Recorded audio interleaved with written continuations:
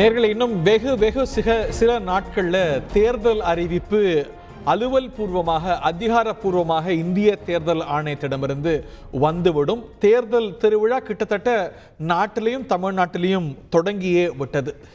இன்னும் கூட பல தெளிவுகள் வராமல் தமிழக அரசியலில் இருக்கிறது. திமுக கூட்டணி கிட்டத்தட்ட ஒரு ஃபைனல் நிலையில் இருக்கிறது. தொகுதி பேச்சுவார்த்தைகள் அதனது காம்பனன்ட்ஸ் மத்தியில் நடைபெற்று வருகிறது. சீமான் தனித்து தான் களமிறங்குகிறார். இந்த அணிகளில் ஒரு கிளாரிட்டி இருக்குது. திமுகவை எதிர்த்து பிரதானமாக களமிறங்கக்கூடிய அதிமுக கூட்டணியில் யார் யாரெல்லாம் இருக்க போகிறாங்க, ஒரு மெகா கூட்டணி அதிமுக தலைமையில் அப்படின்னு தொடர்ந்து சொல்லப்பட்டு வருகிறது. பிஜேபி அதிமுகவோடு இல்லை அப்படின்னு கிட்டத்தட்ட தெளிவாகிறது. அதற்கான ஒரு சூழல் அப்படிங்கிறது, அதற்கான பேச்சுக்கள், அதற்கான முயற்சிகள் நடந்தாலும் கூட அது கைகூடுவதாக தற்போது தெரியவில்லை. பிரதமர் நரேந்திர மோடி அண்ணாமலையுடைய யாத்திரையுடைய ஃபினாலேவுக்கு வருகிறார். அப்போ அந்த ஒரு கூட்டணி தோற்றமளிக்கும். யார் யார் அதில் இருக்கிறதுக்கு வாய்ப்பு இருக்குது, இல்லை யார் யார் இடம்பெறாங்க அப்படின்னு தெரியும் என்று தெரிகிறது. எடப்பாடி பழனிசாமி கிட்ட கூட்டணி பற்றி கேட்கும்பொழுது இன்னமும் கூட நாள் இருக்கிறது அப்படிங்கிறார். பாஜக கூட்டணியிலிருந்து வெளியேறியது கொள்கை ரீதியாக அதிமுக ஒரு அட்டானமியோட செயல்படுறதுக்கான ஒரு சூழலை உருவாக்குது அப்படின்னு அதை வலியுறுத்தி சொல்கிறார். இன்னமும் கூட நாள் இருக்கு அப்படின்னு இந்த ரெண்டு அணிகளும் அமையாம இருப்பது அப்படிங்கிறது, அந்த கூட்டணி அமைய முடியாம இருக்கிறதுக்கான காரணம் என்ன அப்படிங்கிற கேள்வி எழுப்புகிறது. இப்படி அமையக்கூடிய கூட்டணியில ஒரு சினர்ஜி இருக்குமா? நிறைய கேள்விகள் எழுகின்றன. யாருக்கு மெகா கூட்டணி அமைக்கிறதுக்கான வாய்ப்பு அதிகம் இருக்கிறது பிஜேபி அதிமுக? விரிவாதிக்கலாம். இந்த நிகழ்ச்சியில நம்முடைய இணையக்கூடிய விருந்தினர்களை வரவேற்போம். அரங்கத்தில் மூத்த வழக்கறிஞர் திரு தமிழ்மணி, திரு நித்யானந்தம் மற்றும் டாக்டர் சுமன் ஸ்ரீராமன் மற்றும் திரு சேலமணிகண்டன் அனைவரையும் நிகழ்ச்சிக்கு அன்போடு வரவேற்கின்றோம். டாக்டர் சுமந்த், இது வரைக்கும் தேமுதிக பாமகலாம் இந்த பக்கமா அந்த பக்கமானு இன்னும் நமக்கு கிளியரா தெரியல. யாருக்கு ஒரு மெகா கூட்டணி அமைக்கிறதுக்கான கூடுதல் வாய்ப்பு இருக்குன்னு நினைக்கிறீங்க? பிஃபோர் தட் குவெஸ்டின், இன்னும் நாட்கள் சில தான் இருக்கு. யார் வந்து ஒரு மெகா கூட்டணி அமைத்தாலும் கூட ஒரு சினர்ஜி இந்த அணிகளுக்கு இடையே, இந்த காம்பரன்ஸுக்கு இடையே உருவாகி அது பலன் தருமா? இல்ல ஹரி, முதல்ல அதுக்கு பாக்குறதுக்கு முன்னாடி இந்த மற்ற கட்சிகளை எல்லாம் எதிர் அணியில், அதாவது திமுக காங்கிரஸ் அணிக்கு எதிர் அணிகளில் இருக்கக்கூடிய கட்சிகள் வந்து பாட்டாளி மக்கள் கட்சியை தவிர மற்ற கட்சிகள்லாம் it is more for a psychological impact. இவர்கள் எல்லாம் நம்முடன் இருக்கிறார்கள்னு மக்கள்கிட்ட காட்டுறதுக்கு தானே தவிர பெரிய பிரம்மாண்ட வாக்கு வங்கி இருக்கக்கூடிய கட்சிகள் அல்ல. சோ நீங்க தேமுதிக அல்லது எஸ்டிபிஐ போன்ற கட்சிகளோ, புதிய தமிழகமோ, இல்ல மற்ற கட்சிகள் எல்லாம் திரு ஓபிஎஸ்ஓ அமமுகவோ they are not bringing a very large vote bank. அவர்களிடம் வாக்கு வங்கி பெரும் அளவில் இல்லை. ஆனால் சைக்கலாஜிக்கலா எல்லாரும் ஒரு பக்கம் போயிட்டாங்கன்னா பாருங்க, ஒரு வலுவான கூட்டணி ஆயிடுச்சு.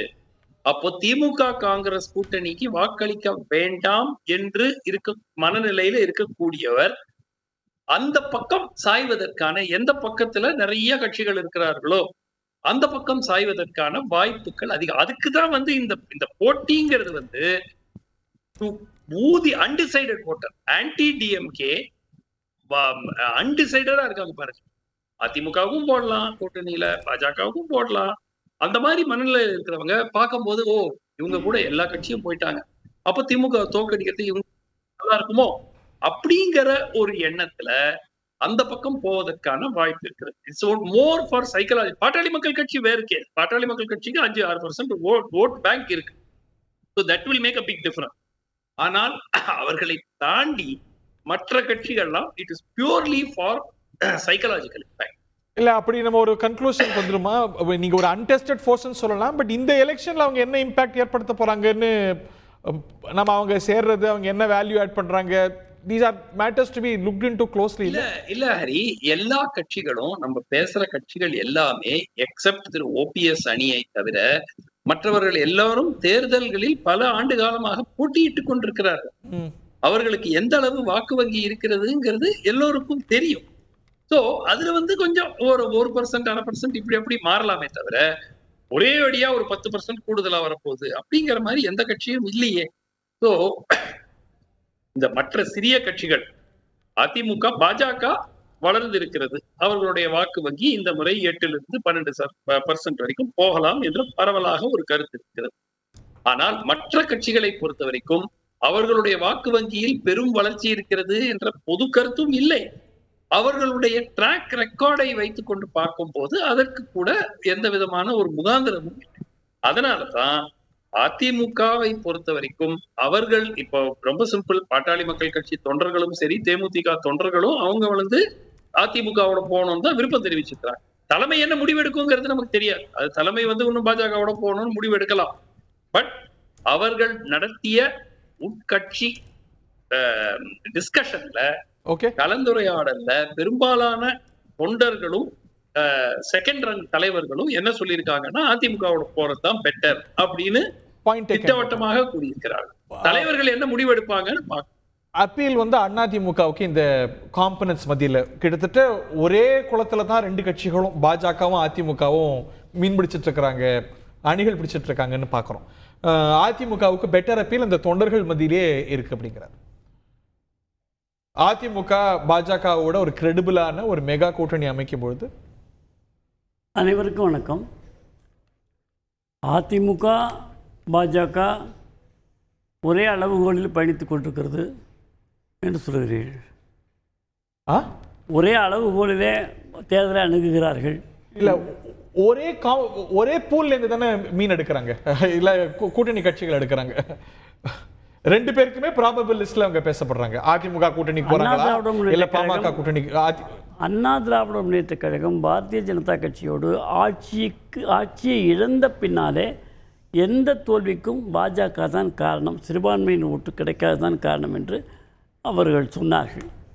எனவே அந்த காரணத்தை வைத்துத்தான் இப்பொழுதும் அதிமுக பாரதிய ஜனதாவோடு கூட்டே கிடையாது, 24 மட்டுமல்ல 26 என்று மிக தெளிவாக எடப்பாடி அவர்கள் தெரிவித்து விட்டார்கள். எனவே எத்தனை முயற்சிகள் செய்தாலும் கூட திராவிட முன்னேற்ற கழகத்தை எதிர்த்து ஒன்று திரண்டு எல்லா வாக்குகளும் சிதையாமல் இருக்க வேண்டும் என்று டெல்லி தலைமை முடிவு பண்ணாலும் கூட அண்ணா திராவிட முன்னேற்ற கழகம் அதுக்கு ஏற்புடையதல்ல என்று சொல்லிவிட்டதுனால அது தனியாகத்தான் நிற்கப் போகிறது. மற்ற கட்சிகளெல்லாம் என்ன செய்ய வேண்டும் என்று கையை பிசைந்து கொண்டிருக்கிறார்கள். பாமக என்ன செய்ய போகிறது, தேமுதிக என்ன செய்ய போகிறது, தமாக என்ன செய்ய போகிறது என்பதுதான் கேள்வியாக. அந்த தொண்டர்கள்லாம் நேச்சுரல் சாய்ஸ் அதிமுக பார்க்குறாங்களோ, அங்கே தான் கூட வினபிலிட்டி பார்ப்பாங்க, நேச்சுரல் சாய்ஸாக பார்ப்பாங்க. எந்த தொண்டர்களானாலும் கட்சி தலைவர்கள் சொன்ன உடனே அதை ஏற்றுக்கொள்வார்கள். அது எந்த தொண்டர்களானாலும். அப்படி கட்சி தலைவர்களுக்கு என்ன நிர்பந்தங்கள் ஏற்படும் என்று சொன்னால், இந்த முறை அதிமுகவோடு அவர்கள் சேர்வதனால் சில ஒரு வெற்றி கிடைக்கலாம், கிடைக்காமல் போகலாம். அப்படி கிடைக்காமல் போனால் அல்லது கிடைத்து விட்டாலே என்று விஷயம், அதிமுகவோடு வெற்றி கிடைத்து பாராளுமன்றத்தில் சென்று அவர்கள் என்ன செய்ய போகிறார்கள்? இத்தனை காலம் இந்த 2 பாராளுமன்ற 14 19 பார்த்தோம், தமிழ்நாட்டிலிருந்து சென்றவர்கள் ஒன்றும் செய்ய முடியவில்லை.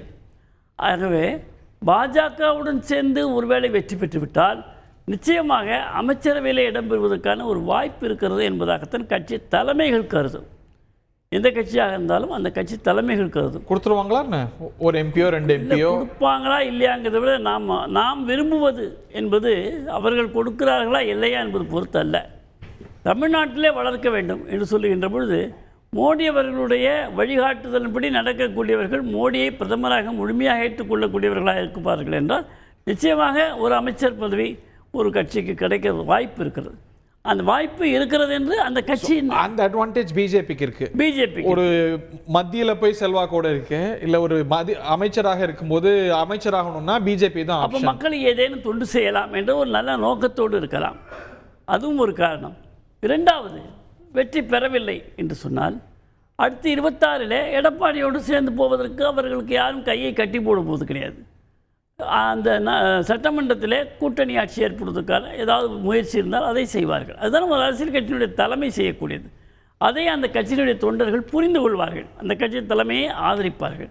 இப்போ திராவிட முன்னேற்ற கழகம் என்று எடுத்துக்கொண்டால் அண்ணா திராவிட முன்னேற்ற கழகம் தோன்றியதே திராவிட முன்னேற்ற கழகத்தை எதிர்த்து தான். அது ஒரு தீய சக்தி என்று தான் எம்ஜிஆர் அவர்கள் குறிப்பிட்டார்கள், ஜெயலலிதா அம்மையார்கள் குறிப்பிட்டார்கள். அவர்கள் வீட்டு திருமணத்துக்கு கூட செல்வதற்கு தடையாக இருந்தது ஜெயலலிதா அம்மையாருடைய காலத்தில். எனவே அப்படிப்பட்ட காலத்தில் ஒன்றும் யாரும் பேச முடியாமல் இருந்தது. ஆனால் இன்றைக்கு எடப்பாடி அவர்கள் எதிர்க்கட்சி தலைவராக இருக்கிறார்கள், சட்டமன்றத்தில் திமுகவும் அதிமுகவும் பங்காளிகள் என்று பேசுகிறார்கள். ஜெயலலிதா அம்மையார் உயிரோடு இருக்கும்போது பேச முடியுமா? பேச முடியாது. எனவே திமுகவும் அதிமுகவும் எந்த காரணத்துக்கும் ரகசிய உடன்பாடு எப்படி முலாயம் சிங்கும் மாயாவதியும் ஒன்று சேர்ந்து நின்றார்களோ அப்படி நிற்பதற்கு எந்த தடையும் கிடையாது என்பது இவருடைய பேச்சின் வாயிலாக நமக்கு தெரிகிறது. எனவே இவர்கள் ஒன்று சேர்ந்து நின்றால் திமுக எதிர்ப்பு ஓட்டுகள், காலம் காலமாக அதிமுக வாங்கிய ஓட்டுகள் மெல்ல மெல்ல சரிந்து கொண்டு சரியான எதிர்க்கட்சியாக தெருவில் இறங்கி போராடக்கூடிய ஒரு தலைமை இதுவரை தமிழகம் காணாத, திராவிட முன்னேற்றக் கழகமே கண்டிராத ஒரு ஆளுமையை அண்ணாமலை இடத்திலே பார்க்கின்ற பொழுது மக்களுக்கு நம்பிக்கை கூடுகிறது. ஆன்டி டிஎம்கே ஓட்ஸ் பாஜக ஆன்டி டிஎம்கே ஓட்டு அண்ணா திராவிட முன்னேற்றக் கழகத்துக்கு இருந்ததை பாஜகவுக்கு ஷிஃப்ட் ஆகும். ஒன்று, மோடியினுடைய திட்டங்கள், மோடியினுடைய செயல்பாடுகள் இவைகளெல்லாம் கிராம அளவிலே சென்றிருக்கிறது என்பதை இவர்கள் சரியான முறையில் பாஜக பரப்புரை செய்தால் பாஜகவுக்கு ஆக்கப்பூர்வமாக இருக்கக்கூடிய நேர்மறையான வாக்குகளும் சேரும். திரு மணிகண்டன், டியூ டிஸ்அக்ரி? தந்தி டிவி நேயர்களுக்கு வணக்கம். ஹரி, நான் அறிஞ்ச வரைக்கும் கமலஹாசன் வந்து நாத்திகவாதியாக தன்னை காமிச்சிக்குவார். ஆனால் இன்றைக்கி ஸ்டுடியோவுக்கு நெத்தி நிறையா பட்டை போட்டுட்டு காவி துண்டு கழுத்தில் போட்டுட்டு வந்திருக்கிறாரு. அதுதான் எனக்கு ஆச்சரியமாக இருக்குது. கமலஹாசன் மாதிரியே பேசினார். எனக்கு முன்னாடி பேசின 99 வருடம் 2099 வரைக்கும் எங்கள் எதிரியாக இருக்கிற ஒருத்தர் பேசினார். அவர் என்ன பேசினாருன்னே புரியல. கமலஹாசன் மாதிரி பேசினாருங்க. என்னன்னா ஹரி, நீங்கள் இன்னைக்கு டைட்டில் கார்டில் பார்த்தேன், கை கொடுக்குமா கடைசி நேர கூட்டணி அப்படின்னு போட்டிருந்தீங்க. கை கொடுக்குமா கடைசி நேர கூட்டணி அப்படிங்கிறது வந்து பார்த்தீங்க அப்படின்னு சொன்னால் செல்வ பிறந்தகிட்ட தான் கேட்டிருக்கணும். புது மேனேஜராக வந்திருக்காரு. என்னோட ஆடியோ சரியா இருக்கா? கேட்குது. வாட் இஸ் என்ன நீங்கள் சொல்ல வந்தீங்க? அலைபேசி அழைப்பு வந்துக்கிட்டே இருக்கு. யாரோட அலைபேசின்னு தெரியல. அது கொஞ்சம் வேற எங்கேயோ சத்தம் கேட்டுச்சு. ஓகே, என்னது இல்லைங்க. ஓகே, இல்லை இவர் எடப்பாடி பழனிசாமிக்கு நிறைய அலைபேசி அழைப்புகள் கூட்டணி சம்பந்தமாக வந்துட்டு இருக்கோம். ஸ்டுடியோவில் இருக்கிற தமிழ்மணி சாருக்கோ எனக்கோ எந்த அழைப்பும் வரல. இதில் செக் பண்ணிக்கங்க.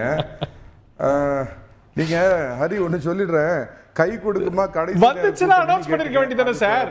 இல்ல அவ்வளவு அழைப்பு வந்துச்சுன்னா ஃபைனலைஸ் பண்ணி அனௌன்ஸ் பண்ண வேண்டியது. நாள் இருக்குங்கிறீங்க, சில நாள் இருக்கு. இன்னைக்கு அனௌன்ஸ் பண்ணா களத்துக்கு போலாம் கேட்டீங்க. 2019 கூட்டணி, 2021 கூட்டணி, கொள்கை கூட்டணி, வெற்றி கூட்டணி, இயல்பான கூட்டணி. சீட்டே நீங்கள் கொடுக்கலனா கூட உங்களுக்கு நிலை வித்வானா நாங்கள் இருப்போம், அவ்வளோ இன்டாக்டாக ஒற்றுமையாக இருக்கிறோம் அப்படின்னு சொல்கிற எதிர்பக்கத்தில் ஏங்க சத்தத்தை காணோம், அரவத்தை காணோம், ஒன்றையுமே காணோம். இவ்வளோ இன்டாக்டாக இருக்கிறவங்க நீ சீட்டே கொடுக்கலனாலும் உங்களோட தான் பயணிப்புன்னு சொல்கிறவங்க இன்னும் 10 நிமிஷத்தில் முடிச்சுட்டு போயிருக்கலாமே. ஏன் அவங்க முடிக்கல சார்? அவங்க சீட்டு பேச்சுவார்த்தையில இருக்காங்க சார். அப்புறம் அதிமுக சார் அவங்க சீட்டு ஐடென்டிஃபிகேஷன்ல இருக்காங்க. இந்த சீட்டா அந்த சீட்டா எவ்வளவு சீட்டுன்னு இங்க யார் யார் கூட்டணினே முடிவாலையே. அது அடுத்த கட்டம் மட்டும் இருக்கிறாங்களா இல்ல சீட்டோட சேர்த்து, அதான் சீட்டு பேச்சுவார்த்தையில மட்டும் இருக்கிறாங்களா இல்ல சீட்டோட சேர்த்து நோட்டு பேச்சுவார்த்தையில இருக்காங்களான்னு நமக்கு தெரியாதுங்க. உங்க கூட அப்படி யாரும் இல்லையா? ஒண்ணு புரிஞ்சுக்குங்க.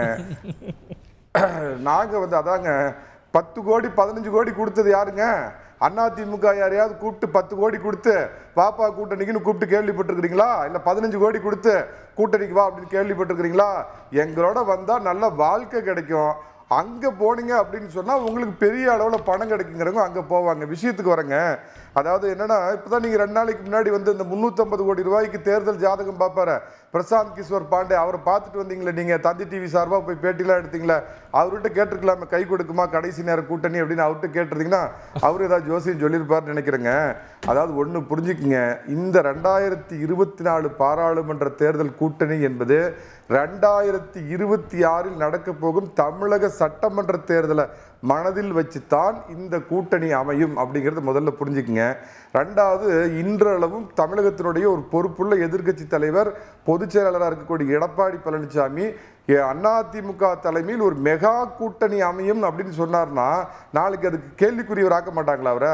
நிச்சயமா அந்த மாதிரி கூட்டணி அமையும். ஆனால் ஒரு வித்தியாசம் என்னன்னு கேட்டீங்கன்னா, மெகா கூட்டணி அப்படின்னா ஏதோ பாமகவையும் தேமுதிகவையும் சேர்த்துக்கிட்டா தான் மெகா கூட்டணி என்பதில்லை.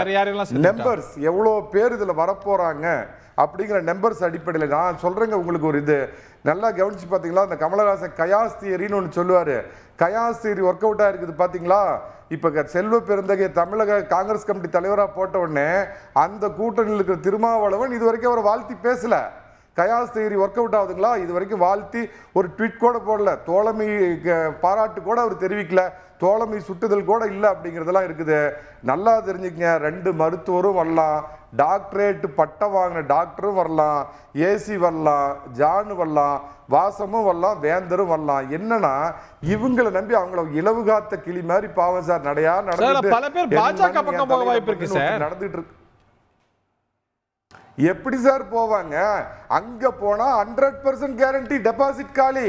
அதிமுக பக்கம் வந்தீங்கன்னா 2026 நீங்க கூட்டணி மந்திரி சபையில் கூட பங்கேற்கலாம், வெற்றி உறுதி. அதிமுக பக்கம் வந்தீங்கன்னா 2011 கருணாநிதி ஆட்சி மேல எப்படி ஒரு சுனாமி அலை அடிச்சதோ அந்த மாதிரி அந்த எதிர்ப்பு அலை அடிச்சிட்டு இருக்குது. அந்த எதிர்ப்பு ஓட்டை அறுவடை பண்ணக்கூடிய அதிமுக என்ற சந்திராயன் 2 சேர்ந்தீங்கன்னா உங்களுக்கு வெற்றி வருமா? ஓட்டை டைட்டானிக் கப்பலை ஓட்டிக்கிட்டு சத்தமும் ஹாரன் அடிச்சிட்டு இருக்கிற சைக்கிள் கார அண்ணாமலையோட போனா அவங்களுக்கு வெற்றி வருமா?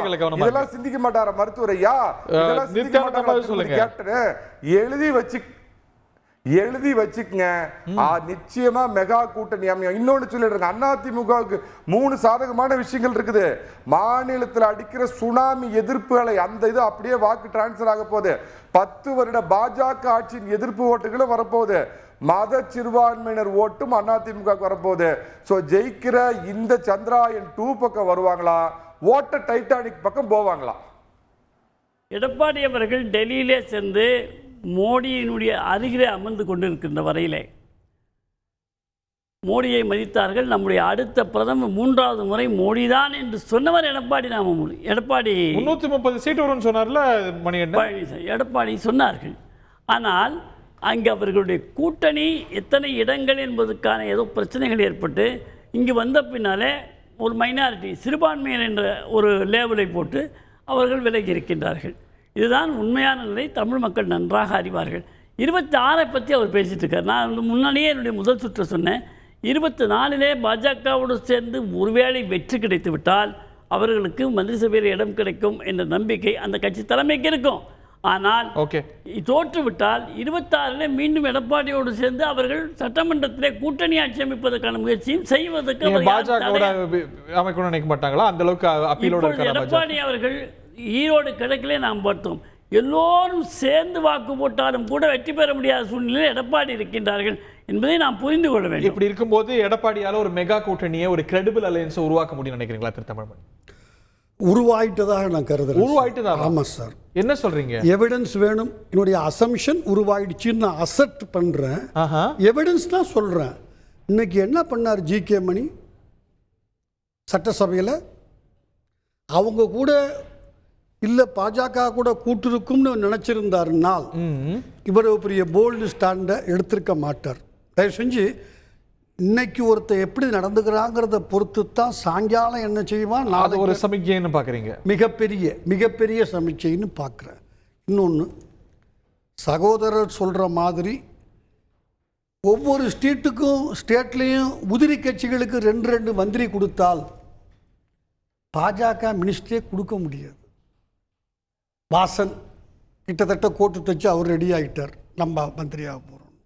இப்படி போனீங்கன்னா தமிழ்நாட்டில் மட்டும் 6 மந்திரி தேவைப்படுது, மத்திய மந்திரி. 100% கொடுக்க மாட்டாங்க. இன்னொன்று, தமிழ்நாட்டில் வளர்க்கணும்னு கொடுப்பாங்களோ சார்? தமிழ்நாட்டில் வளரணும்னு கொடுப்பாங்களோ? எதிர்கட்சிக்கு கொடுக்கக்கூடாது சார். தாங்கட்சி கொடுத்தா தாங்கட்சி வளரும். என் முன்னாட்டிக்கு நான் புடவை எடுத்து கொடுத்தேன்னா என்கிட்ட அன்பாக இருப்பா. இன்னொருத்தர் சம்சாரத்துக்கு புடவை எடுத்து கொடுத்தேன்னா சொந்தக்காரங்களுக்குலாம் எடுத்து கொடுப்போம்ல சார், வீட்டில் விசேஷம். இது கேட்கலாம், ரசிக்கலாம், கைதட்டலாம், கதைக்கு பயன்படாது. இன்னொன்று, மத்திய மந்திரி கொடுக்கறது, ராஜ்யசபா எம்பி எல்லாம் கொடுக்கறதுங்கிறதெல்லாம் எனக்கு சார் அவங்க கிட்ட 370 எம்பி வருதுன்னு சொல்றாங்க. Minimum 350. I concur with them, அதை ஒத்துக்கிறேன். தேசிய அளவில் 350க்கு குறையாம 370 வரைக்கும் வரலாம். அப்படிங்கக்குள்ள ஒவ்வொரு ஸ்டேட்டுக்கும் அவங்க ரெப்ரசன்டேஷன் கொடுத்தாகணும் அவங்க கட்சியில், இல்லாட்டி பிரச்சனை வந்துடும். அந்த சூழ்நிலையில் இருக்கிற போது அவர்கள் சின்ன சின்ன கச்சடையெல்லாம் கூப்பிட்டு வந்து நீ வச்சுக்கோ என்ன மார்கழி மாத பெருமாள் கோவில் சுண்டலா? வாய்ப்பே கிடையாது. ஒன்று, தேமுதிகவும் பாமகவும் வந்துவிட்டதாக நான் சொல்லுகிறேன். அதிமுக கூட்டணியோட அனௌன்ஸ்மெண்ட்டு தான் பாக்கி. நீங்கள் இல்லை, இன்னும் சில பேர் சொன்னாங்க இப்போ ஒரு கருத்தை, அங்கே சீட்டு கூட்டணி முடிஞ்சு போச்சு. நீங்களே சொன்னீங்க திமுகவில் கூட்டணி முடிஞ்சு போச்சு, சீட்டு பேரம் நடக்குது. ரொம்ப நன்றி. அப்பத்தான் அங்கே ஹவுஸ்ஃபுல் போர்டு போடுவான். எப்பா இவருக்கு 7 கொடுத்தாச்சு, அவருக்கு 6 கொடுத்தாச்சு, 39+1 முடிஞ்சு போச்சுப்பா, சீட்டு இல்லைன்னு. நல்லது. யாருக்கு நல்லது? எடப்பாடிக்கும் ஏடிஎம்கேக்கும் நல்லது. இப்போ அங்கேயா இங்கேயான்னு இந்த 2 கட்சியும் நான் சொல்லலை, புரிஞ்சுக்குங்க. இன்னொரு கட்சி ஒரு முஸ்லீம் ஃபேக்ஷனு வந்துருச்சு. இந்த சூழ்நிலையில் அங்கே ஹவுஸ்ஃபுல் போர்டு போட்டால் தான், I'm just speaking logically, please appreciate, not out of my affection or appreciation for ADMK. No, அங்கே ஹவுஸ்ஃபுல் போட்டு கதவை சாத்தினா தான் இருக்கிற, அது சின்ன கட்சியாக இருக்கலாம், 0.5% 3%. நான் கொஞ்சம் அதிகமாக சிந்தித்தால் சீமான் வந்தாலும் ஆச்சரியப்பட மாட்டேன். இன்றைக்கு அதிமுகவுக்கு அவர் தனிச்சு கூட்டணி இல்லைன்னு மீண்டும் மீண்டும் மீண்டும் அக்செப்ட் பண்ணிட்டார். சார், இன்னைக்கு யூடியூப்ல நான் பார்த்தேன், ஆமாம் அதிமுகவுக்கு போகிறேன், உங்களுக்கு என்ன அதை பற்றி என்கிட்ட இருக்கு, வேணா இப்போ ப்ளே பண்ணுறேன் அதை எடுத்து நான் பார்த்துக்கிட்டு ரிட்டாரிக்கா கேட்டிருக்கலாம். பட் அவர் மீண்டும் மீண்டும் அக்செப்ட் பண்ணிட்டாரு. இன்னைக்கு இந்த 40 சீட்ல கிட்டத்தட்ட கேண்டிடேட் அனௌன்ஸ் பண்ணிட்டாரு. ஆமாம் சார், 6 தடவை தோத்துட்டாரு. 7வது தடவையும் தோத்தாருன்னா ஒரு சீட்டு கூட ஜெயிக்காம அவரும் ஜெயிக்க. நான் மேரத்தான் ஓடுறேன், எனக்கு வந்து இது முக்கியம் இல்லை, நான் இறுதி இலக்கு முக்கியம், நான் கூட்டணி கிடையாதுன்னு அறிவிச்சிட்டார் அவர். அவருக்கு என்னதான் முக்கியம்? பதவிக்கு வந்து மக்களுக்கு பயன்படணுங்கிறதா சார் அரசியல். நான் தெரிஞ்சு வச்சிருக்க அரசியல்ங்கிறது ஒரு பதவிக்கு வந்து மக்களுக்கு. நீங்கள் எலெக்ஷனில் நிற்கிறது பாதிக்கு பாதி பெண்கள். நான் திருவற்றியூரில் போய் நிற்பேன், பிரயோஜனம் இல்லை சார். 7% வாங்கி வச்சிருக்கிறார் சார், 3வது பெரிய சக்தியா இருக்கிறார் சார். 7% ஓட்டு வேஸ்டா போகிறதுக்கான இன்னொரு வாய்ப்பு இருக்கு. அப்படித்தானே மேல வந்திருக்கு கட்சிகள் பல. எந்த கட்சி? 6% இருக்கலாம். 2 சீட் வச்சிருக்கிற பிஜேபி தான் இன்னைக்கு நாட்டை வந்து 400 சீட் வாங்க போறேன். இல்ல ஒரு நிமிஷம் அங்க இப்ப தயவு செஞ்சு பிஜேபி நான் அக்செப்ட் பண்ணிட்டேன். ஒரு 350 பர்சன்டேஜ்ல ஆரம்பிச்சவங்க உண்டு, சீட்ல ஆரம்பிச்சவங்க உண்டு, சொற்பத்துல மேல வரவங்க தானே எல்லாருமே. இந்த இதெல்லாம் நடந்திருக்கு சார். இன்னைக்கு இவருக்கு நடக்கிறதுக்கான வாய்ப்புகள் தமிழ்நாட்டில் இல்லை. ஆன்டி டிஎம்கே ஓட்டு அவருக்கு போகுது, ஆன்டி நேஷனலிஸ்ட் ஓட்டு அவருக்கு போகுது. சீமான் கூட அதிமுக கூட்டணிக்கு வரலாங்கிறீங்களா? வரலாம், கரெக்ட், அவ்வளோதான் சார். நான் வந்துட்டா இது 2 வந்துருச்சுன்னு நான் சொல்கிறேன், கவனிச்சுக்கு. அதுனா வரலாம். பாமகவும் தேமுதிகவும் வந்துருச்சுன்னே கருதுறீங்க? வந்துருச்சு. அங்கேயும் சீட் இஷ்யூ, அவ்வளவுதான். எத்தனை அது கூட கிட்டத்தட்ட நான் புரிஞ்சுக்கிட்ட வரையில், ஏன்னா நம்ம என்ன சொன்னாங்க 14+1 அப்படின்னாங்க. அந்த +1 கூட சும்மா சொல்லக்கூடாது. இப்போ வர்ற 56ல் 1 அவங்க சொன்னது இல்லை. அதில் அவங்க வந்து தொண்டர்கள் சொன்னாங்க, தலைமை கருத்து இல்லைன்னு சொன்னாங்க. இதை கிளாரிஃபை பண்ண அவங்க தான் முத நாள் பேட்டி கொடுத்தாங்க. அதுக்கு நோ டேக்கர்ஸுக்குள்ள மறுநாள் மாற்றிட்டு என்ன சொல்லிட்டாங்க அவங்க. இல்லை, அவங்க நான் நியூஆன்ஸ்டாக சொன்னேன், நீங்கள் புரிஞ்சுக்கணும். எங்கள் தொண்டர்கள் சொன்னாங்கன்னு கம்யூனிகேட் பண்ண, அது எங்கள் கட்சியோட கருத்து இல்லை, அஃபிஷியல் பொசிஷன். அப்படித்தான் அதை பேக் அடிக்கிறவங்க எல்லாருமே அப்படி தானே சொல்கிறான். என்னுடைய மனைவியின் கருத்து தமிழ்மணியின் கருத்து அல்ல, என் மனைவியின் உயிர், ஆனால் அவர் கருத்து என் கருத்து அல்ல. இதெல்லாம் ரொம்ப காலமாக பார்த்துட்டோம். இன்னொன்று, எனிதிங் தமிழ்நாட்டில் நான் இப்பயும் சொல்கிறேன், சீட் என்னால் சொல்ல முடியாது, திமுக கூட்டணி ஜெயிக்கும், அழுத்தம் திருத்தமாக நான் சொல்கிறேன். எனக்கு ஒரு வேவரிங் இல்லை. 2வது, மிகப்பெரிய பலம் வாய்ந்த கட்சியாகவும் வாக்கு வாங்கக்கூடியதாகவும் இவர் தலைமையில் இருக்கிற எடப்பாடி தலைமை. உங்ககிட்ட நேற்று ஒருத்தர் சொன்னார், எடப்பாடியை எளிதாக எடை போடாதீர்கள். அவருடைய தொழிலே எடை போடுறது தான். பிரசாந்த் கிஷோருடைய ஒர்க்குங்கிறது அட்வைஸ் பண்ணுறார் எடை போட்டு. அவர் நேற்று சொன்னார் உங்ககிட்ட, எடப்பாடியை எளிதாக எடை போடாதீர்கள். நானும் கவனிச்சுக்கிட்டு தான், என்னுடைய கருத்து அதுதான். எடப்பாடி இன்றைக்கு இந்த தியாகத்தை செய்தால்தான் 26 இல்லை சார், 25 வரப்போகுது. என்னுடைய அசஸ்மெண்ட் என்னது? State election. அதுக்கு என்ன ஐ ஜஸ்டிஃபை பிரதர். கரெக்ட், நல்ல கேள்வி தான் பிரதர். இதை நான் எதிர்பார்க்கணும் பிரதர். எலெக்ஷன் முடிஞ்ச முன்னாடி ஆரம்பித்து பின்னாடி வரைக்கும் Thangam Thennarasu, KKSSR, Duraimurugan complete collect பண்ணி ட்ரோனில் எத்தனை லாரி உள்ளே போச்சு, எத்தனை லாரி வெளியே வந்துச்சு எடுத்து வச்சுட்டாங்க. இந்த 3 பேருக்கும் பதவி போச்சுன்னால் ஒவ்வொருத்தருக்கும் 5 பேர் 10 பேர் அவங்களுடைய சப்போர்ட்டர்ஸ் எம்எல்ஏ திரு ஸ்டாலினை தாக்கி பிடிச்சிக்கிட்டு இருக்கிறாங்க, கைவிட்டுருவாங்க. அதனால் ஆட்சி இதுவாக ஒரு முடிச்சிடுற கவல். இன்னொன்று, ஒவ்வொரு பாசிட்டிவ் ஆக்டுக்கும் ஒரு நெகட்டிவ் ஷேடோ இருக்கும். அது இதுக்கு பிஜேபிக்கு இப்போ வந்துருச்சு. ரொம்ப எளிதாக சொல்கிறேன், எல்லாருக்கும் புரிகிற மாதிரி. எனக்கு தெரிஞ்ச ஒரு பெண்மணி, அவர் கணவர், அப்புறம் மகன் சட்டக்கல்லூரியில் எல்லாம் நாங்கள் சாப்பிட இந்த ஹோட்டலுக்கு போகிறோம் சார். போய் அது வரைக்கும் அவரும் நல்லா பேசிக்கிட்டே வருவார். நாங்கள் ஆர்டர் பண்ண போல், இல்லை எனக்கு பசிக்கலை, நான் சாப்பிட்லேம்பார். என்ன காரணம்னு கேட்டிங்கன்னா, ஒரு சிம்பிள் ஹியூமன் சைக்காலஜி. இந்த 2 பேரும், அவர் அந்த அம்மாவுடைய கணவரும் நானும், இந்த சாப்பாடு நல்லா இருக்குல்லாம் பேசிட்டு வந்தானும்ல, இவனும் ஒரு ரசித்து இங்கே சாப்பிடக்கூடாது. சூப்பர் மோர்க்குழம்புன்னு நான் சொல்லக்கூடாது. ஏன்னா அந்த அம்மா சாப்பிடாமல் உட்காந்துருக்காங்க, நான் சொல்ல முடியாது. அது அந்த சுகத்துக்காகவே அவங்க சாப்பாட்டை தியாகம் பண்ணும். அது இன்னைக்கு எப்போ வடநாட்டில் 350 370 தமிழை உனக்கு ஓட்டு போட மாட்டான். அங்கே தான் நீங்கள் 350 வாங்க போறீங்கள, நான் எதுக்கு உனக்கு ஓட்டு போடணும்? அந்த எண்ணம் ஒரு 5% வந்துருச்சு. பிஜேபிக்கு அவங்க போட தயாராக இல்லை. காங்கிரஸ் கூட்டணிக்கோ ஏடிஎம்கேக்கோ அவங்க ஓட்டு போட தயாராகி என்னுடைய கணிப்பு தான். ரைட், நம்ம பொறுத்திருந்து பார்க்கலாம். திரு ரஞ்சித் கிட்ட கேட்கலாம். பாஜக அதிமுக கூட்டணி முயற்சி முடிந்து விட்டதா, இன்னமும் கூட தொடர்கிறதா? திரு ரஞ்சித், இன்னமும் கூட அதிமுக பாஜக கூட்டணிக்கான வாய்ப்பு இருக்குன்னு நினைக்கிறீங்களா, இல்ல ஆஸ் இட் இஸ் ஆப்வியஸ் இல்லவே இல்லையா? இல்ல, கூட்டணி வாய்ப்புகள் எப்பயுமே இருக்குது. தேர்தலுக்கு பின்னாடி கூட்டணிகளுக்கான வாய்ப்புகள் இருக்கும் பொழுது நிச்சயமா, அதாவது ஒரே நாள்ல நம்ம பார்த்தோம் பீகார்ல எப்படிப்பட்ட மாற்றங்கள் நடந்ததுன்னு. அதனால கூட்டணி வாய்ப்புகள் என்னைக்கு வேணா எப்படி வேணா நடக்கலாம். 2 கட்சிகளுக்கும் இல்ல, நான் பொதுவா சொல்லாதீங்க, பொதுவா பேசாதீங்க, நான் ஸ்பெசிபிக்கா கேக்குறேன். இல்ல, வாய்ப்புகள் இருக்குன்னே பார்க்கலாம். ஏன்னா மத்திய தலைமையில மத்திய அரசு, டெல்லி பாஜக இன்னுமே கூட்டணி விரும்புறாங்க அப்படிங்கறத மாற்று கருத்து இல்ல. கூட்டணி இருந்தா நல்லதுன்னு நினைக்கிறாங்க. ஜம்மு காஷ்மீர்ல இருந்து கேரளா வரைக்கும் முடிஞ்ச அளவுக்கு கட்சிகளை உள்ள இழுக்கிறதும். சார், வீட்டு பெரியவங்க விரும்பலாம் சார், பொண்ணுக்கு விருப்பம் இல்ல, மாப்பிள்ளைக்கு விருப்பம் இல்ல. இல்ல, அதற்கான பேச்சுவார்த்தைகள் சில நேரங்கள்ல நடக்குமே. இப்ப பீகார்ல கூட பீகார் பாஜக மாநில பாஜக விருப்பம் இல்ல, ஆனா அதெல்லாம் பேசி சரி பண்ணாங்க. அதே மாதிரி கூட வரலாம். ஆனா எடப்பாடி அவர்கள் ஒரு இல்ல சில நேரங்கள்ல என்ன ஒரு கட்டாய திருமணம், வலுக்கட்டாயமான திருமணம் பண்ண வேண்டியதுதான். பண்ணதுக்கு அப்புறம் அது சில நேரங்கள்ல நல்லதா கூட போகலாம் அப்படிங்கறத பேரண்ட்ஸ் முடிவு பண்றது தானே. அந்த மாதிரி டெல்லி தலைமை விரும்புறாங்க அப்படிங்கறதுல மாற்று கருத்து இல்ல. கூட்டணி இருந்தா நல்லது அப்படிங்கிறது மத்திய பாஜக. அது நடக்கிற கதையா என்ன? ஆனா அதுக்கான வாய்ப்புகள் குறைவா இருக்க மாதிரி தெரியுது. ஒருவேளை இல்லன்னு நீங்க கருதல? இல்ல, இல்லன்னு இன்னும் மூட முடியாது. 1% இருக்கலாம். ஏன்னா 24 hours is too much time in politics. Sir, இது பொது திருமணங்கிறது வேற, இது டிவோர்ஸ் ஆன திருமணம் இல்ல, திருப்பி முதல்ல இருந்துங்கிறீங்களே.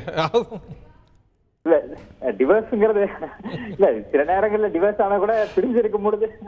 ஆமா, அப்படி ஒரு படம் வந்துல, பார்த்தாலே பரவசமா ஏதோ பாலச்சந்தர் படம் வந்துச்சு, ஏதோ படம் இருக்கு. டைவர்ஸ் ஆனதுக்கு அப்புறம் கூட திரும்பவும் பண்ணலாம் அப்படிங்கிறது. ஏன்னா இது ஏற்கனவே டைவர்ஸ் ஆனது தானே. டைவர்ஸ் ஆகிறதும் திரும்ப ரீமேரேஜ் ஆகிறது நம்ம பார்த்தது. நிதிஷ்குமார்லாம் ரீமேரேஜ் தாங்கறீங்கல்ல, அந்த மாதிரியா? நிதிஷ்குமார் இப்ப கரண்ட்ல வந்திருக்கு. இதே அதிமுக பாஜகவும் ஒட்டுமுறையில உறவும் இல்லைன்னு பிரிஞ்சவங்க திரும்பவும் கூடினாங்க அப்படிங்கறத பார்த்தோம். Very interesting news. இதுல யாராவது உடன்படுறாங்களான்னு கேட்கலாம். மத்த 3 பேரோட வியூஸும் கேட்டு வரேன். நான் உங்கள்கிட்ட முழுமையா டைம் கொடுக்கலாம். I agree. மணிகண்டன் முகத்தில் ஆடல, எனக்கு ஆடலைங்க, டீ ஆடல. ஒன்னு தெளிவா சொல்லிடுறேன். திமுகவுக்கு ஆராசா தலைவரானாலும் அமெரிக்காவுக்கு அண்ணாமலை அதிபரானா கூட இனிமேல் எந்த காலத்திலையும் அதிமுகவிற்கும் பாஜகவுக்கும் உறவு கிடையாது. தெளிவா சொல்லிட்டார் எடப்பாடி பழனிசாமி அவர்கள். அடுத்த குறைந்தபட்சம் 2026 வரைக்கும் கிடையாது அப்படின்னு சொன்னதுக்கு அப்புறம் அவங்க பாவம் ஏதோ தனியா உட்காந்துட்டு பிளக்கானம் பாடிக்கிட்டு பகல் கனவு கண்டுகிட்டு இருந்தா அதெல்லாம் நீங்க ஒரு கேள்வியா கேட்டீங்கன்னா நாங்க எப்படி அதுக்கு பதில் சொல்றோம்? நித்யானந்தன் கேட்டு வந்துறேன். ஓகே ஓகே தமிழ்மணி சார், இல்ல நான் உங்கள்ட்ட அடுத்த ரவுண்டுக்கு விரிவா கருத்துக்கு வரேன். நித்யானந்தன் சார் அவருக்கு சொல்றதுக்கு வாய்ப்பு இருக்கா? பன்முனை போட்டியிலே பயனடை போவது பாஜக தான். என்ன இருந்தாலும் இவர்கள் ஒன்று சேருவது என்பது அவர் சொல்வது போல எனக்கு தெரிந்து இனிமேல் நடப்பதாக எனக்கு தெரியும். Okay, I stop you there. திரு தமிழ்மணி, வாய்ப்பு இருக்கா? 100% வாய்ப்பு இல்லை. ஆஹா, doctor, I am coming to Ranjith again. Yeah, அதாவது ஒரு மிஸ்கால்குலேஷன் ஆயிடுச்சு ஹரி.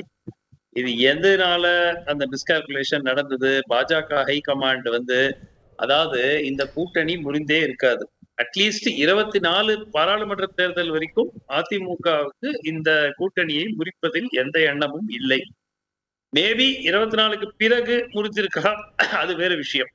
ஆனால் இந்த தேர்தல் இந்த மிஸ்கால்குலேஷன் ஆன பிறகு பாஜக ஹைகமாண்ட் கூட்டணியை இன்னும் விரும்புகிறார்கள்ங்கிறது கிட்டத்தட்ட தெள்ளந்தெளிவா ஆக்கிட்டாங்க. அப்ப எதுக்கு உடைச்சாங்க? அதிமுக தானா வெளியே போலியே, துரத்தி இல்லையே, அவங்க தலைவர்களை பத்தி வந்து தவறாக பேசி கிட்டத்தட்ட துரத்தி அடிக்கப்பட்டாங்க. அது என்ன டவுட் இருக்கு? எல்லாருக்குமே தெரியுமே. அது அவங்க வேணும்ட்டு ஒரு திடீர்னு ஒரு நாள் நாங்க போறோம் அப்படின்னு சொல்லிட்டு போயிட்டாங்களா? இல்லையே. செல்வி ஜெயலலிதாவை பத்தி விமர்சனம், அதுக்கு பிறகு அறிஞர் அண்ணாவை பற்றி விமர்சனம் தேவையில்லாமல். அதுல என்ன உங்களுக்கு என்ன பெனிஃபிட்? இவங்களை ஐதர் அவமானப்படுத்த வேண்டும் இல்ல வெளியே அனுப்பணும். இந்த நோக்கத்தோடு தானே அதெல்லாம் செய்யப்பட்டது. அது மக்களுக்கு தெரியாதா? சோ இப்ப வந்து ட்ரைங் டு ரிட்ரீவ் பாஜக நினைத்திருந்தா இந்த கூட்டணியை இன்னும் கேர்ஃபுல்லா ஹேண்டில் பண்ணியிருந்தா இந்த கூட்டணி இன்னும் இன்டாக்டா வச்சிருக்க முடியும். பாஜக தலைமையிடம் கம்ப்ளைண்ட் செய்வதற்கு திரு எடப்பாடி அவர்கள் டெல்லி சென்றாரா இல்லையா? தெரியல. சொன்னாரா இல்லையா? தொடர்ந்து தாக்குதல் வந்துட்டு இருக்குன்னு சொன்னாரா இல்லையா? பாஜக தலைமை என்ன செஞ்சிச்சு? ஒன்னும் செய்யலையே. அவங்க ஏதோ ஒரு டபுள் கேம் ஆடணும்னு நினைச்சிருக்காங்க. அதாவது தொட்டிலையும் ஆட்டி குழந்தையும் கிள்ளி தொட்டிலையும் ஆட்டணும்னு பார்த்திருக்கிறாங்க. அவங்க வந்து இவங்க திடீர்னு வெளிநடப்பு கூட்டணி விட்டு போயிடுவாங்கிறது எதிர்பார்க்கல.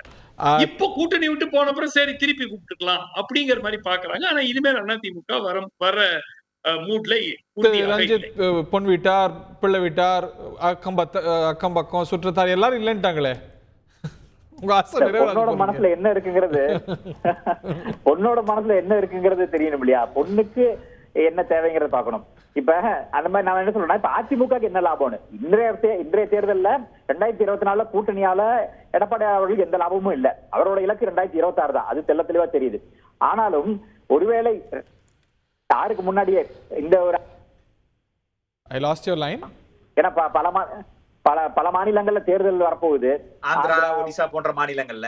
அதோட சேர்ந்து தமிழ்நாட்டுக்கும் தேர்தல் வர வாய்ப்புகள் இருக்கு அப்படிங்கிற மாதிரி எதிர்பார்க்கலாம். ஆட்சியை களையலாம் அப்படிங்கிற சூழல்ல இப்ப அதிமுக இல்ல இருக்கலாம், எது வேணா நடக்கலாம். ஏன்னா இப்ப நிதிஷ்குமார் அவர்கள் வந்து நம்ம சொன்னோம் கண்டிப்பா அவர் வந்துருவாரு, கூட்டணி மாறுவாரு, அந்த கூட்டணி இருந்து வருவாருன்னு. அதே மாதிரி நடந்தது. எதுவும் அரசியல்ல சாத்தியம். ஒருவேளை அதிமுக வந்து இப்ப திமுக ஆட்சி கலைஞ்சு தேர்தல் வரும்னா அதிமுக அதை வந்து ஏத்துக்கிட்டு வரலாம். இந்த மாதிரி பல்வேறு சூழல்கள் இருக்குது. மத்திய தலைமை இன்னும் வந்து விடல அப்படிங்கறத பாக்குறோம். நிதிஷ்குமார் அவர்களோட அவ்வளவு முரண்பாடு இருந்தது. ஐஎன்டி கூட்டணி உருவாக்குறாங்க. இப்ப அவர் தான் இல்லன்னு ஆயிடுச்சு, கதவை அவர் அடிச்சுட்டாரு, ஏன் திறந்து வச்சுட்டு இருக்கணும்? இல்ல தமிழ்நாடு பொறுத்த அளவுக்கு பாஜகவுக்கு ஒரு துணை இருந்தா நல்லதுன்னு தான் பாக்குறாங்க. ஏன்னா பீகார்ல வந்து போன முறை பாத்தீங்கன்னா டாக்டர் சுமந்த் சொல்றாரு துணை இருந்தா நல்லதுன்னா, அந்த துணையை நீங்க தான் துரத்தி விட்டீங்கிறார். இல்ல மாநிலத்துக்குள்ள சில முரண்பாடுகள், ஒரு மாநில தலைமைக்கும் இங்க இருக்கக்கூடிய தலைமைக்குமான முரண்பாடு.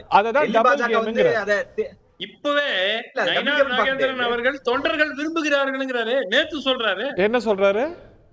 தொண்டர்கள் விரும்புகிறார்கள் கூட்டணிங்கிறாரு. அதிமுக கூட்டணியா? அதிமுகவோட நேத்து வந்த ஸ்டேட்மெண்ட் பழசு நான் சொல்லல. மாநிலத்துக்குள்ளேயே தலைமையில ஒரு பிளவு இருக்கிறது. There are multiple opinions. அதுல கணிசமான எண்ணிக்கையில இருக்கக்கூடிய தமிழக பாஜகவில் இருக்கக்கூடிய தலைவர்கள் இந்த கூட்டணி தொடர வேண்டும் என்று விரும்பினார்கள். மாநில தலைவர் அதை விரும்பவில்லை, உடைத்தும் விட்டார். அவருக்கு பாஜக தலைமை ஆதரவு தெரிவித்திருக்கிறது. இப்பொழுது ஒரு மாதிரி ஒரு கேட்ச் 22ல மாட்டிட்டு இருக்காங்க. நமக்கு இன்னும் 2-3 நாள்ல தெரிஞ்சிடும். இந்த 27, 28ல இப்ப என்ன சொல்லியிருக்காரு? பெரிய தலைவர்கள் எல்லாம் வந்து பாஜக வந்து சேர போறாங்க. மற்ற கட்சி, அதாவது ஒரு வலுவான நிலையில் இருக்கக்கூடிய, அதாவது அதிகாரத்தில் இருக்கக்கூடிய தலைவர்கள் எல்லாம் வந்து சேர போறாங்க. அது நடக்குதான்னு பார்ப்போம். 27, 28 மக்கள் பிரதிநிதிகள் போல் அப்படிங்கிற மாதிரி ஏதோ சொல்லியிருக்காரு. கவனமா இருக்க முடியாது. கவனமா இருக்காங்களா? 3 நாள்ல தெரிய போகுது. கவனமா இருக்கிறாங்களா? பெரும்பெருந்தலைங்கள்லாம் போறாங்க.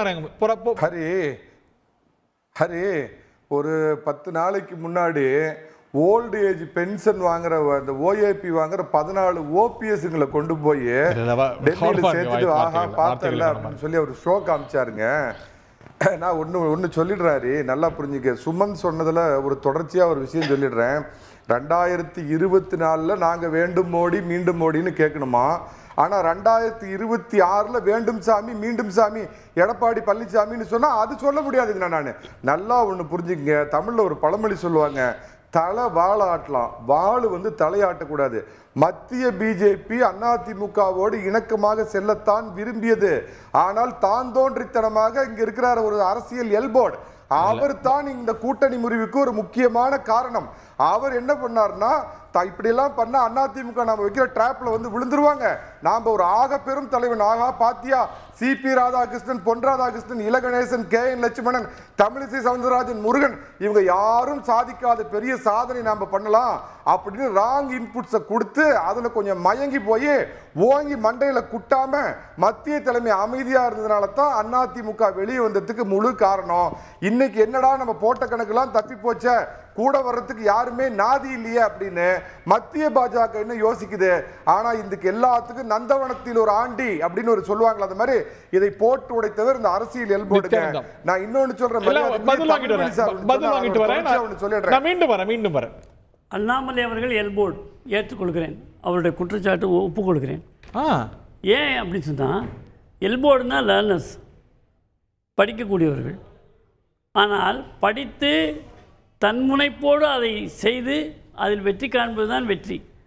யாரோ அவர்களுடைய பெயரை வைத்துக்கொண்டு உருண்டு சென்று பெற்றவர்களுக்கு எல்போர்டும் இல்லை, பயிற்சியும் இல்லை. அவர்கள் ஆட்சியிலே இருந்த காரணத்தினாலே பல காரியங்களை செய்து கொண்டிருந்தார்கள். அந்த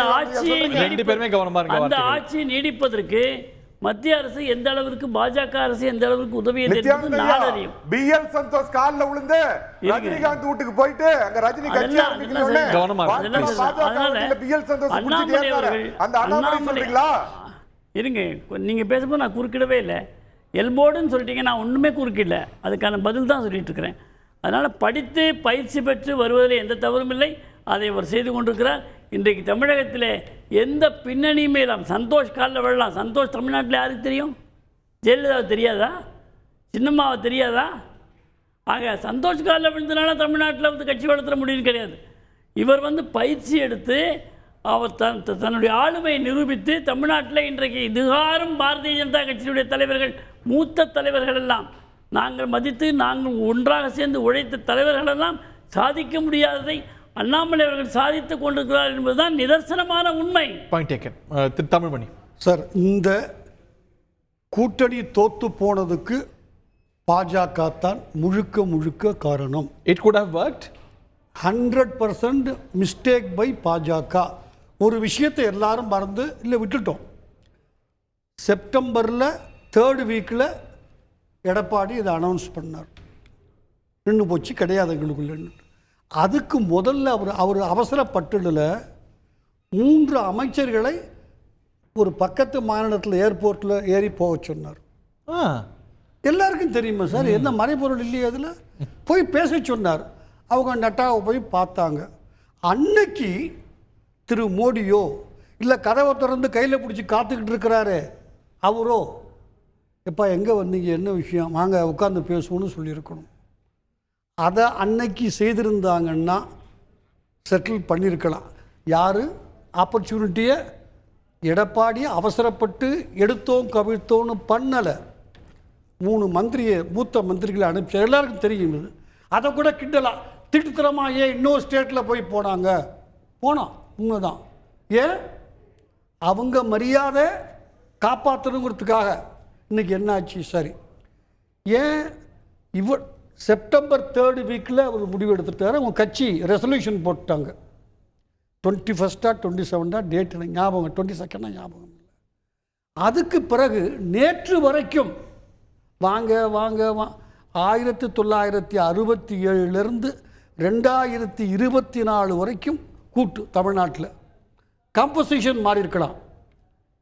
எந்த மத்திய ஆளுங்கட்சியும் ஐ வாண்ட் யூ, நீ இல்லாமல் நான் இல்லை, வந்துரு, ஐ நீட் யூ அப்படின்னு கூப்பிட்டு பின்னாடி போனதே இல்லை. ஒரு மாநில கட்சி பின்னாடி யார் போனது?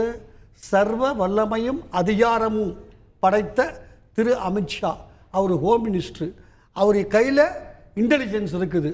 ஒருவேளை எடப்பாடி சொல்கிற மாதிரி 2 கோடி ஓட்டு இருக்குங்கிறத அவர் இன்டெலிஜென்ஸ் அவர்கிட்ட சொல்லியிருக்கலாம். அப்பா அதனால் அண்டர் எஸ்டிமேட் பண்ணாத. 2 கோடி இல்லைன்னா கூட 1.5 கோடி இருக்குது. ஏன்னா அவருக்கு தான் தகவல் போகும், எனக்கோ உங்களுக்கோ சென்ட்ரல் இன்டெலிஜென்ஸ் சொல்ல மாட்டான். அதனால்தான் அவர் கதை திறந்துக்கிட்டு நிற்கிறேன்னு சொல்கிறாருங்கிறது என்னுடைய கருத்து. Is that so mister Ranjith? இல்ல, அதாவது கதவு திறந்திருக்குன்னா எல்லாருக்குமான ஆட்சி நடத்தக்கூடிய ஒரு பாஜக எப்பயுமே திறந்தா வச்சிருப்பாங்க.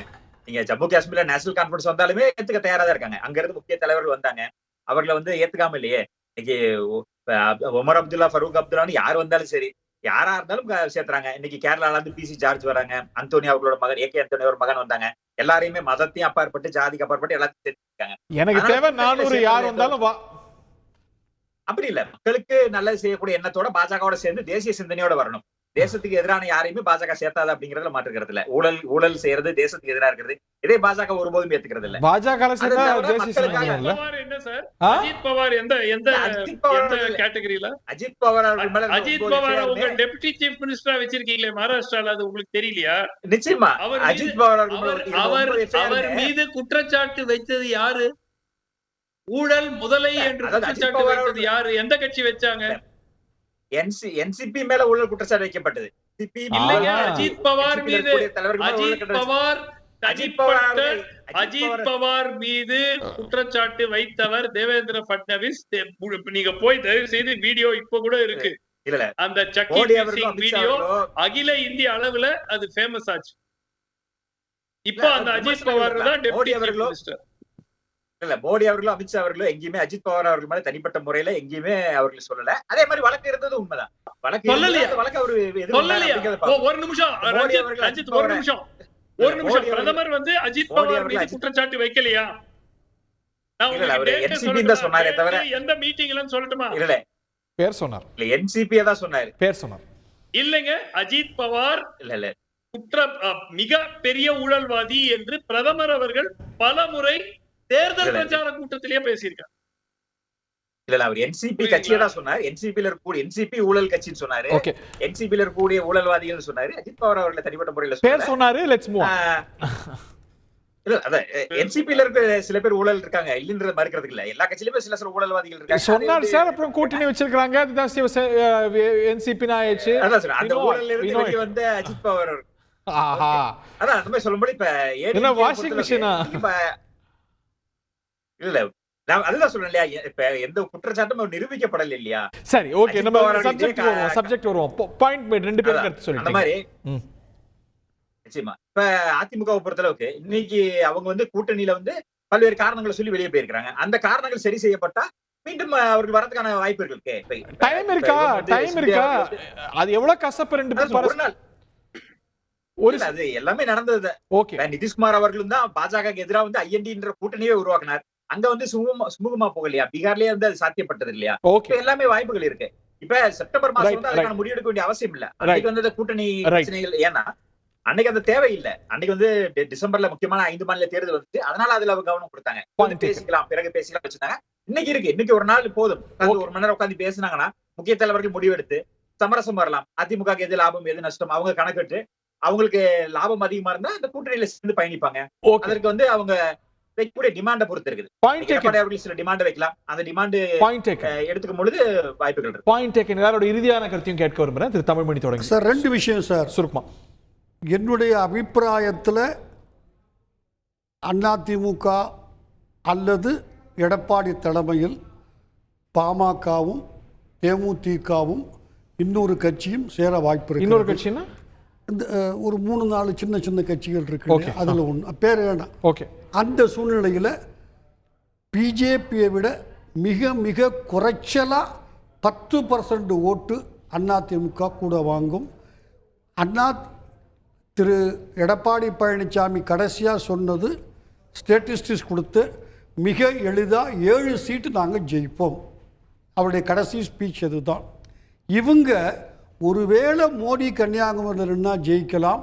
பாண்டிச்சேரி சீட்டு ஏன்னா ரங்கசாமிக்கு அங்கே இருக்கிற செல்வாக்கு காரணமாக ஜெயிக்க ஒரு வாய்ப்பு இருக்குது. அதை தவிர பிஜேபி ஒரு 3வது கேண்டிடேட் பேர் சொல்கிற அளவு இன்க்ளூடிங் அண்ணாமலை கைதட்டுறது வேற, ஓட்டு போடுறது வேற, புரிஞ்சுக்குங்க. வாய்ப்பே இல்லை. ஒரு கிரெடிபிளான அலையன்ஸை பிஜேபி இந்த சூழல் அமைச்சு சோபிக்க முடியுமா? இறுதியான கருத்து. இன்றைய தினம் மாணவர்களிலிருந்து இளைஞர்கள், பெண்கள், முதியோர்கள் அத்தனை பேரும் அண்ணாமலையை பார்ப்பதற்காக வரிசை கட்டி நின்று கொண்டிருக்கின்றார்கள். அண்ணாமலை என்ற ஒரு அற்புதமான ஒரு அரசியல்வாதி கிடைத்திருக்கிறார் என்று பெருமைப்பட்டுக் கொள்கின்றார்கள். எனவே அண்ணாமலைக்கென்று ஒரு பயங்கரமான ஒரு ஆதரவு தமிழ்நாட்டில் பெருகி இருக்கிறது என்பதுதான் உண்மை. நான் 77 ஒருவரிலே நினைவுபடுத்த விரும்புகிறேன். கிச்சடி கட்சியாக எதுவுமே ஜனதா கட்சி என்றே ஒன்று கிடையாது. ஒரே ஒரு வரியில் ஜனதா கட்சி என்று துவங்குவதற்கு முன்பாகவே கிச்சடி கட்சியாக நின்று ஒரு குழப்பத்தை ஏற்படுத்திய வரலாறு இந்த நாட்டில் இருக்கிறது. எனவே ஸ்திரத்தன்மையை இந்த நாடு விரும்புகிறது. இந்திரா காந்தி எவ்வளவு ஸ்திரத்தன்மையாக இருந்து அவசர நிலையை அறிவித்தாலும் கூட அவருக்கு தான் வாக்கு என்று கருதினார். ஆனால் அங்கே மௌன புரட்சி ஏற்பட்டு 77 கவிழ்க்கப்பட்டார்கள். அதுபோல் தமிழகத்தில் 54 ஆண்டுகள் ஒரு மாற்று இல்லாத காரணத்தினாலே பெருந்தலைவர் காமராஜரே ஒன்றும் செய்ய முடியாத காலத்தில் இப்பொழுது 77க்கு பின்னாலே ஒரு நல்ல சூழ்நிலை உருவாகியிருக்கிறது. தமிழ் மக்கள் விரும்புகிறார்கள். மௌன புரட்சியை இங்கே ஏற்படுத்துவார்கள். நிச்சயமாக அந்த நம்பிக்கை அனைத்து அரசியல் கட்சிகளுக்கு உண்டு. கடைசி நேரத்தில் எத்தனை அரசியல் கட்சிகள் பாரதிய ஜனதா கட்சியோடு கூட்டணியிலே சேரும் என்பதை நீங்கள் பொறுத்திருந்து பாருங்கள். அண்ணாமலையே நிற்க தயாரா இல்லை. சச்சாஸ் யார் யாரெல்லாம் சேர வாய்ப்பு இருக்கு? திராவிட முன்னேற்ற கழகத்திலே கூட குழப்பம் வந்து வெளிவரக்கூடியவர்கள் பாஜக நோக்கியா பார்ப்போம். மணிகண்டன் ரொம்ப சுருக்கமா இறுதி கருத்து. Keep it very short. 2 scoop news சொல்லிடுறேங்க. மருத்துவர் தமிழ் குடிதாங்கியும் முனைவர் வளவனும் கூட அதிமுக எடப்பாடி பழனிசாமி தலைமை ஏற்றுக்கொண்டு மீண்டும் இருவரும் இணைந்து செயல்படுறதுக்கு கூட வாய்ப்பு இருக்குது. என்ன காரணம்னா, நீ எல்லாம் பொது தொகுதிக்கு ஆசைப்படலாமா அப்படின்னு கருணாநிதி கேட்டார். ஆனால் இன்னைக்கு திருமாவளவன் பொது தொகுதி கேட்டிருக்கிறார். இதுதான் பிரேக்கிங் பாயிண்ட். அதை நல்லா புரிஞ்சுக்குங்க. அதே மாதிரி நாங்கள் சிறுபான்மையினரை அரவணைத்து போகிறோம் அப்படின்னு பொய்ய சொல்லி தமிழ்நாட்டில் வேஷம் கட்டுற பிஜேபி கொள்கை ரீதியாக ஒரு முடிவெடுத்திருக்காங்க. வர்ற பாராளுமன்ற தேர்தலில் சிறுபான்மையினருக்கு யாருக்கும் சீட்டு கொடுக்க கூடாதுன்னு தன் உயிரை பணையம் வச்சு வேலூர் இப்ராஹிம்ங்கிற நபர் பாவம் அந்த கட்சியில் செயல்பட்டு இருக்க. அவர் உட்பட எந்த சிறுபான்மையினருக்கும் அவங்க சீட்டு கொடுக்க மாட்டாங்க. சொல்றதை எழுதி வச்சுக்கங்க. டெல்லியில அவங்க ராஜாவா இருக்காங்க. தமிழகத்தில் வெறும் கூஜா. மோடியும் வேண்டாம், கார்கே டாடியும் வேண்டாம், ஒரு தலை ராமனும் வேண்டாம், 10 தலை ராவணனும் வேண்டாம். இந்த டயலாக் எல்லாருக்கும் நேரம் ஆயுத எடுத்து பார்த்தா பைஹாட் ஆயிருக்கும். விட்டுருங்க. அது ஏன் சொல்லிட்டு டைம் வேஸ்ட் பண்ணுங்க. சுமந்த் இறுதி கருத்து சுருக்கமா. ஒன்று, ஐ திங்க் பிரசாந்த் கிஷோர் சொன்னது வந்து நிச்சயமா நம்ம எல்லாரும் மனசுல வச்சுக்கணும். திரு எடப்பாடி அவர்களை வந்து அண்டர் எஸ்டிமேட், அதாவது குறைந்த எடை போடுகிறார்களோ அப்படிங்கிற ஒரு சந்தேகம் இருக்கிறது. 2வது, எனக்கு இங்க பாஜகவினுடைய மூத்த தலைவர்கள் போட்டி போடாமல் இருப்பது எனக்கு வினோதமா இருக்கு. அவங்க வந்து, அதாவது இது ஒரு மிகப்பெரிய சவால். யார் who should lead from the front? Correct. இப்போ வந்து அண்ணாமலை சொல்லிட்டாரு எங்களுடைய இலக்கு 26ல ஆட்சிக்கு வரணும். அதெல்லாம் சரி. இது உங்களுக்கு முதல் டெஸ்ட். நீங்க முன்னிருந்து ஒரு ஜெனரல் வந்து ஃப்ரண்ட்ல தானே லீடிங் ஃப்ரம் தி ஃப்ரண்ட் தானே பண்ணணும். நான் போட்டியிட மாட்டேன், திரு முருகன் போட்டியிட மாட்டாரு, திரு பொன்னார் போட்டியிடுறாராங்கிறது சந்தேகம். அப்படின்னா என்ன மெசேஜ் கேடருக்கு வரும்? நிச்சயமா அதெல்லாம் சிந்திக்கணும். பாஜக ஹைகமாண்ட் ஒரு டைம்ல எழுந்து முடிச்சுப்பாங்க அப்படிங்கறத let's wait and see. Thank you very much. இந்த நிகழ்ச்சியில பங்குண்ட விருந்தர்கள் அனைவருக்கும் நன்றி. திரு Ranjith, make it short. Ranjith, உங்கள்ட்ட நான் இறுதி கருத்து கேட்கல. 10 seconds ப்ளீஸ். இல்ல, நிச்சயமா கூட்டணியை பொறுத்தளவுக்கு எல்லா கட்சிகளும் அவங்களுக்கு லாப நஷ்ட கணக்கு பார்த்து தான் பண்ண போறாங்க. இன்னும் பேச்சுவார்த்தை தொடங்கல இல்லையா? இருக்கு, இன்னும் நேரம் இருக்கு. You still hopeful. பாப்போம். நன்றி. You still hopeful. பாப்போம் 1% நடக்குமான்னு பார்க்கலாம். நன்றி, வணக்கம்.